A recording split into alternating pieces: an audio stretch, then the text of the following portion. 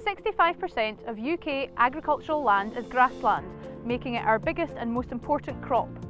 Good grassland is the cheapest form of livestock feeding and is the base on which profitable farming is built. All livestock farmers are used to monitoring the fitness of their animals, with most using the 1 to 5 condition scoring index. Here at Barronbrook, we've developed a similar principle for monitoring grass swards, with 5 being a highly productive field and 1 being a poor field that needs to be ploughed out. In this short guide, our team aims to show how to apply these principles to your grasslands so you can maximise your profitability from grass.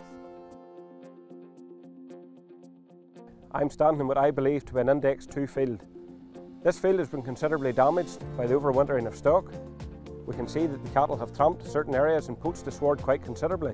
Whether it be a case of lack of sward density in the existing sward or poor weather conditions, if something isn't done with this field fairly soon, it's going to be a complete write-off. We do have several options still open to us. We can burn off the existing sward and go for a complete reseed, or we could use the less expensive option of overseeding.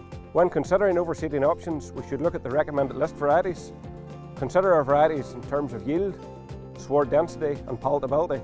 8 to 10 kilos stitched into this sward could easily turn it round from an Index 2 to an Index 3 or 4, and we could quite easily get 3 or 4 extra years production from this without having to do the complete reseed.